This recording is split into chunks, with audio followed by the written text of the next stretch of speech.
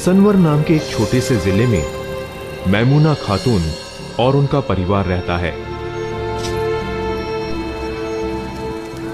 मैमूना खातून की गिनती उन चंद लोगों में से है जो भीड़ भाड़ में सुकून महसूस नहीं करते।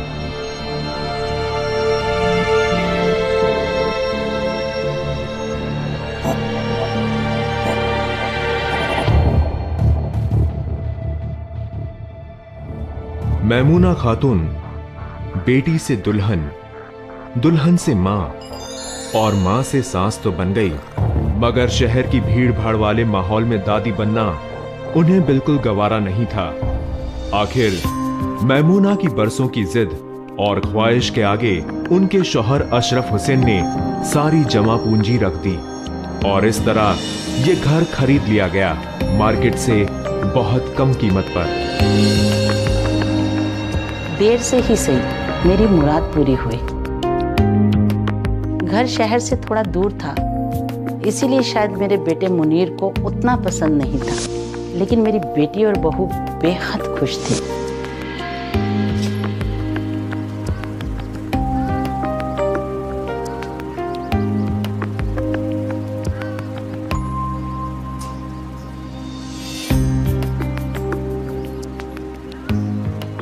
सारा दिन तो सामान रखने में और घर संवारने में बीत गया, थकान से चूर। रात को हम सब अपने अपने कमरे में सोने की तैयारी कर रहे थे।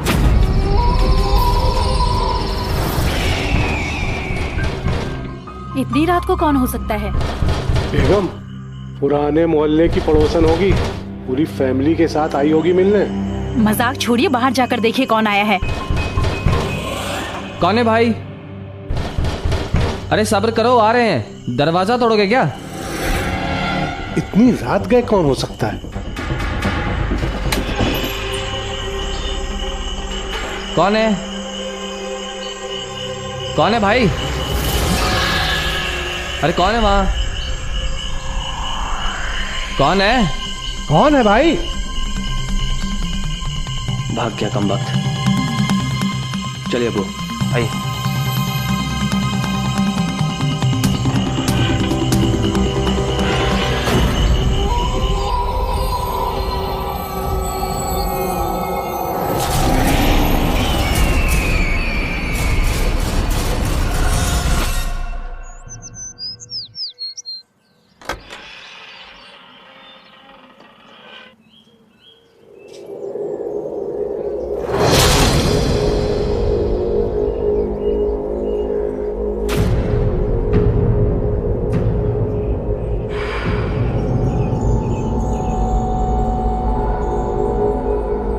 मैं वो झालर दिल्ली से लाई थी। सोचा जब हम नए घर जाएंगे तो वहाँ लगाऊंगी। उसे टूटा देखकर बहुत अफसोस हुआ। उस दिन अब्बू और भाईजान सुबह सुबह नाश्ता करके दुकान चले गए। उसी वक्त टेरेस से अजीब अजीब आवाज़ें आने लगीं।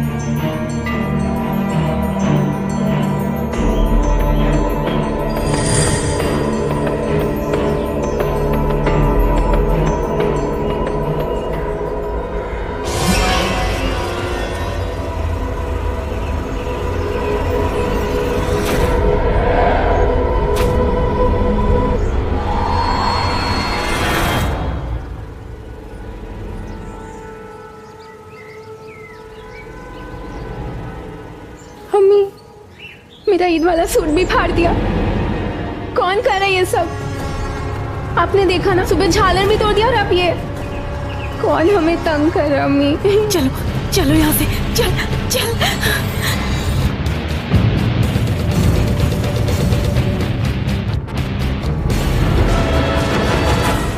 कहा जाता है कि ऐसे इनह्यूमन स्पिरिट्स कई तरह से, कई साइन से इंसानों से कांटेक्ट करते हैं। जीरो का साइन का बनना, इसके बहुत सारे इशारे हो सकते हैं, बहुत सारे मतलब हो सकते हैं। पहला मतलब, जीरो एक नई शुरुआत हो सकता है, वो फैमिली जो है एक नई शुरुआत करे। दूसरे घर में जीरो का ये भी मतलब हो सकता है कि वो घिर चुके हैं। हाँ बेटा, माल ट्रक में लोड करा दिया है। बेटा ध्यान से, रास्ता नया है। ठीक है, मैं जैसे ही माल की डिलीवरी कर देता हूँ सीधा घर ही वापस लौट आऊंगा। हाँ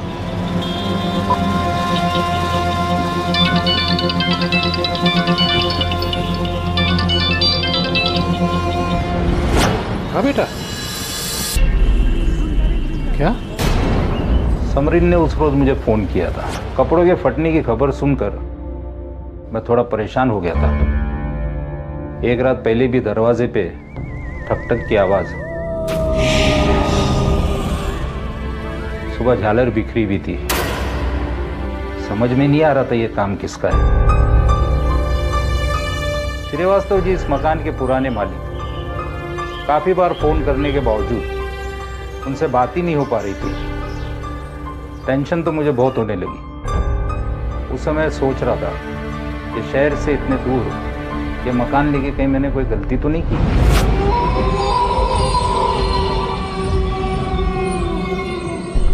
अरे ऐसे कैसे हो सकता है? माल तो चेक करके ही पैक किया था। हाँ, अरे अब्बू ने और मैंने, हाँ हम दोनों ने। पर यार वो, अच्छा ठीक है, हाँ हम बोल देंगे। हाँ हमारे सामने बैठे हैं, ठीक है। चाय बोला था ना, ये क्या है? वो शाम को अम्मी ने फातिया किया था हलवे पर, वही है। चाय बन रही है। बेटा एक कप चाय हमारे लिए भी ले आना। जी अब्बू। अच्छा समरीन का है, उसको बोलो चाय लेकर आए। जी अच्छा। क्या बात है बेटे, किसका फोन था? अब वो वर्मा जी के मैनेजर का फोन था। मुझसे कह रहा था कि जितने भी एचआर की पैकिंग हमने कल करवाई थी उस सब में फंगस लग गया है। फंगस कैसे लग सकता है अचार में? ऐसा कैसे हो सकता है? और माल भी घर के अंदर रखा था, कल ही गोडाउन भिजवाया। माल तो चेक करके ही पैक किया था। गैस कैसे लग सकता है?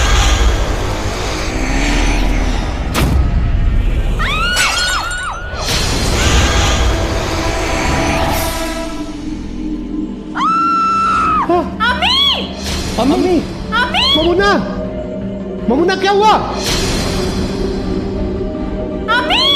अम्मी, अम्मी, अम्मी, अम्मी, उठो अम्मी, अम्मी, अम्मी, ममुना, अम्मी, तुम ठीक तो हो? ममुना, ममुना, क्या हुआ था?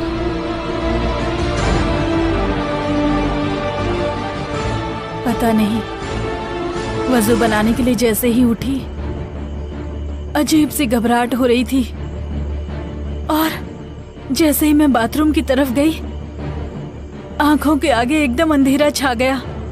उसके बाद कुछ नहीं पता क्या हुआ। अब्बू, ऐसा लगता है अम्मी का बीपी फिर से लो हो गया है। आप डॉक्टर को बुला लें तो अच्छा होगा। हाँ मुनीर, जल्दी से डॉक्टर अंसारी को फोन करो।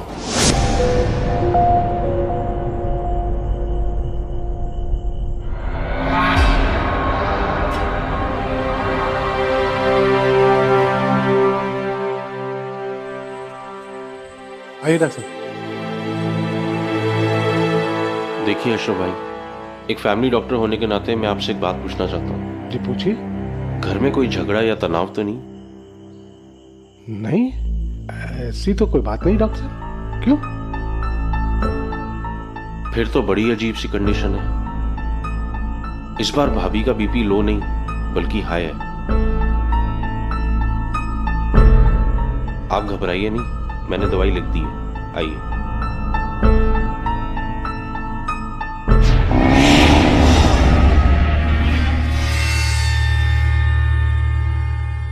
जैसे आग के पास जाने से तापमान बढ़ जाता है, ठीक उसी प्रकार ऐसी शक्तियों के आसपास होने से शरीर का तापमान भी बढ़ जाता है। मैमूना के साथ भी ऐसा ही हुआ। उसका लो बीपी हाई बीपी में कन्वर्ट हो गया। तुम लोगों ने खाना खाया? अम्मी आप फिक्र ना करें, आप सो जाएं, हम सब खाना खा लेंगे।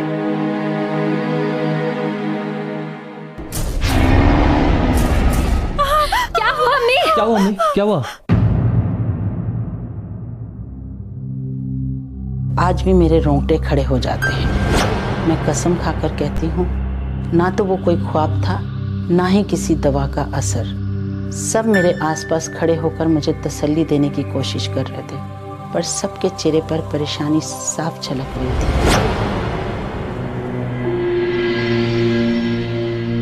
अशरफ, आप इमाम साहब से जरूर मिलते आइएगा, और अगर हो सके तो घर ले आइएगा। मुझे बहुत डर लग रहा है। अब्बू, बस एक मिनट और। तुम आज घर पर ही रहना और अम्मी का ध्यान रखना।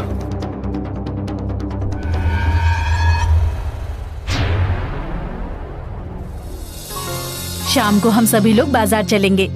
घर की सजावट के लिए खरीदारी भी तो करनी है ना। तुम्हें जो लेना होगा वहीं से ले लेना, ठीक है? अम्मी, क्या हुआ? क्या हुआ सना? अम्मी बहुत दर्द उठ रहा है। दर्द उठ रहा है? लेकिन अभी तो 7वां महीना चल रहा है ना। अरे क्या हुआ? आज फिर कुछ हुआ क्या? कुछ नहीं, सना को दर्द हो रहा है। कोई भारी सामान उठाया था तुमने? तुम चिंता मत करो सना, ऐसी हालत में कभी कभी दर्द उठता है। मुनीर बेटा, बहू को अंदर ले जाओ। दवा लेकर थोड़ी देर आराम करेगी ना, तो थोड़ी देर में ठीक हो जाएगा। जाओ बहू, अंदर जाओ।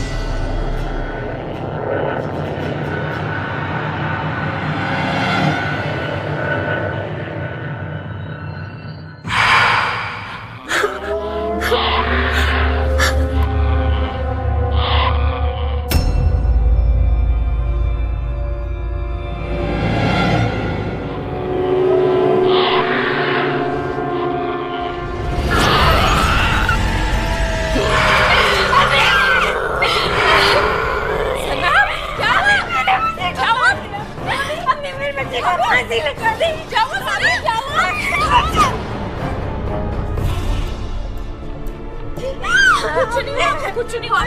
देख सब ठीक है, सब ठीक है। बैठे थे, सब ठीक है।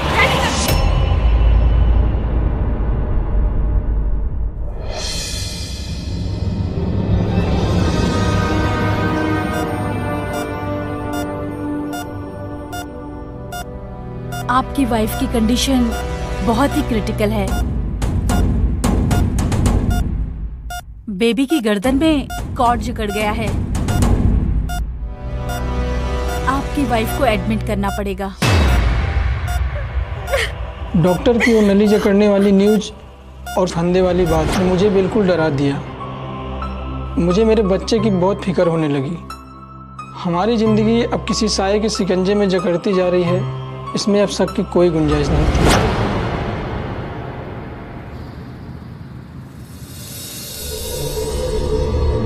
ये सारे वाकयात सिर्फ 2 रोज के अंदर हुए हैं? जी। और बहू की तबीयत बगैर ऑपरेशन के ठीक हो गई? जी इमाम साहब। अच्छा, और आपने ये जो नया घर खरीदा है, ये किस मकाम पे है? जी वो सुपरमार्केट के पीछे हाईवे से 2 किलोमीटर दूर जो रास्ता जबलपुर की तरफ मुड़ता है, वहीं पर। राइट की तरफ, मजार के पास? मजार का तो पता नहीं इमाम साहब, लेकिन हाँ पास में एक पहाड़ी जरूर है। अल्लाहु अकबर। मुनीर, बेटा तेरे अब्बू अभी तक नहीं आए हैं। 2 घंटे पहले फोन तो आया था कि वो मस्जिद से इमाम साहब को लेकर निकल चुके हैं, लेकिन अभी तक आए नहीं हैं। मुझे बहुत घबराहट हो रही है। मुनीर, मुनीर, मुनीर दरवाजा खोलो। लगता है अब्बू आ गए।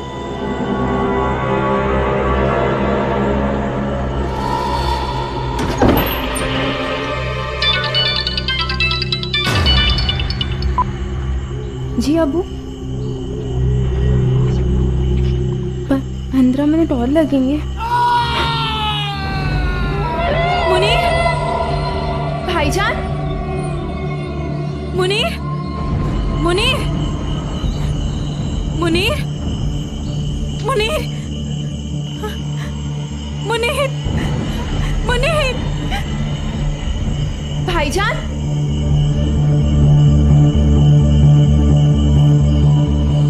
भाईजान, मुनीर, मुनीर, भाईजान, मुनीर।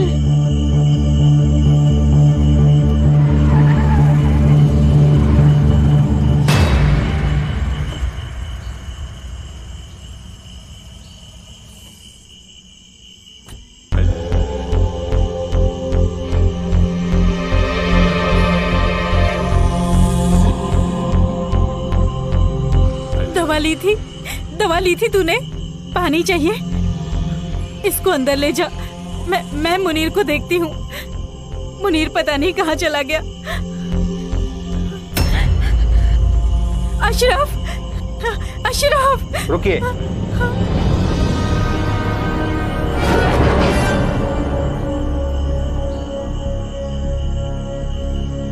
अशरफ, मुनीर, बाहर से कोई आपकी आवाज में बोल रहा था तो हमें लगा कि आप हैं। मुनीर दरवाजा खोलने आया, लेकिन आप तो फोन पर थे। मुनीर पता नहीं कहाँ गया। इमाम साहब मेरा बेटा।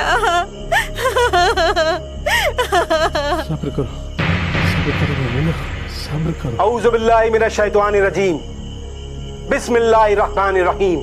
अल्लाहु ला इलाहा इल्ला हुवल हय्युल क़य्यूम ला ताख़ुज़ुहु सिनतुन लहू मा फ़िस समावाति व मा फ़िल अर्ज़ मन ज़ल्लज़ी यशफ़अु इंदहु इल्ला बिइज़्निही यअलमु मा बैना अयदीहिम व मा ख़ल्फ़हुम व ला युहीतूना बिशैइन मिन इल्मिही इल्ला बिमा शाअ वसिअ कुर्सियुहु समावाति वल अर्ज़ व ला यऊदुहु हिफ़्ज़ुहुमा व हुवल अलीयुल अज़ीम।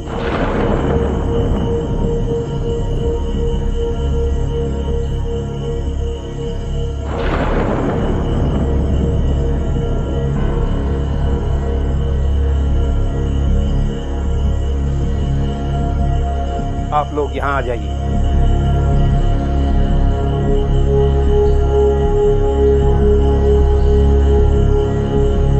अब मैं एक हिसार बांधता हूँ। जब तक मैं घर से बाहर नहीं आ जाता, कोई भी इस हिसार के बाहर नहीं आएगा।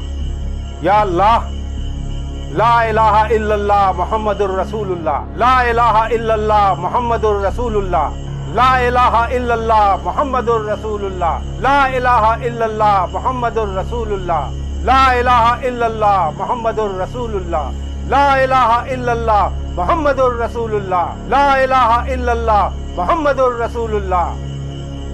इमाम साहब मेरा मुनीर।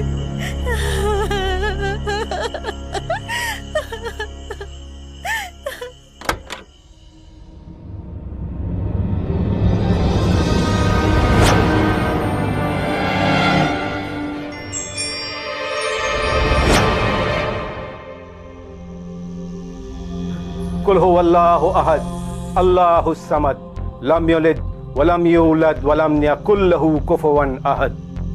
कुल हुवल्लाहु अहद अल्लाहुस समद लम यलिद वलम यूलद वलम यकुल लहू कुफुवन अहद। कुल हुवल्लाहु अहद अल्लाहुस समद लम यलिद वलम यूलद वलम यकुल लहू कुफुवन अहद।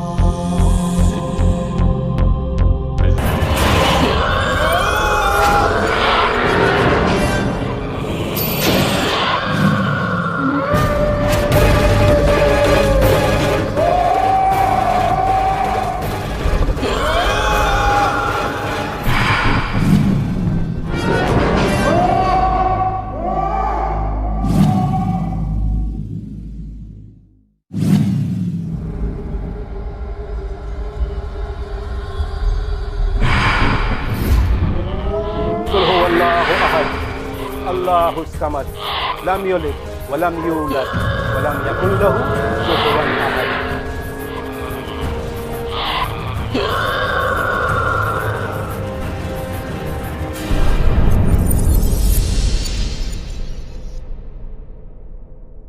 घर के अंदर क्या हो रहा था कुछ पता नहीं, लेकिन घर के बाहर हम सब मुनीर के गम में रो रहे थे। थोड़ी देर में इमाम साहब घर के बाहर आते हुए नजर आए।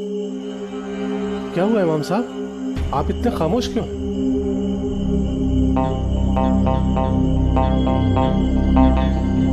जितनी जल्दी हो सके आप लोग ये घर छोड़कर चले जाइए। लेकिन मुनीर कहाँ है इमाम साहब?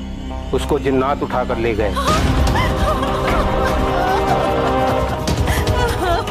हम कुछ नहीं कर सकते। इमाम साहब कुछ तो कीजिए। अरे ये जिन्नातों का डेरा है, और वो भी एक दो नहीं, बेशुमार। लेकिन हमारे घर में ही क्यों?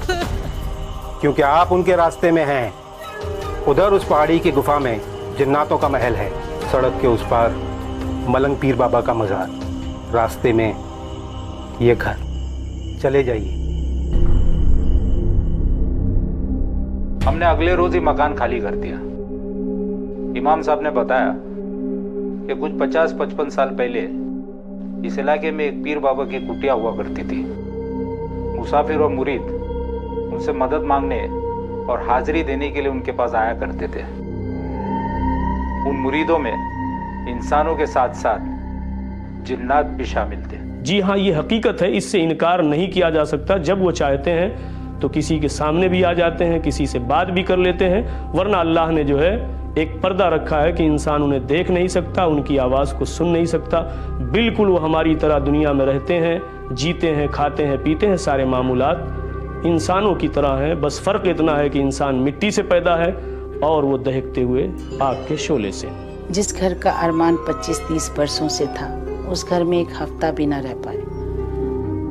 अब तो ये मलाल कब का ख़त्म हो गया। अब मैं दादी बन चुकी हूँ, भीड़ भाड़ में रहने की आदत पड़ चुकी है मुझे। अल्लाह का शुक्र है, उसने हमारी हिफाजत की और मेरे मुनीर की ज़िंदगी भी बचा दी। उस रात इमाम साहब की दुआओं के असर से हमें पीर बाबा के मज़ार के पास हमारे घर का चिराग मिल गया, वो भी जीता जागता।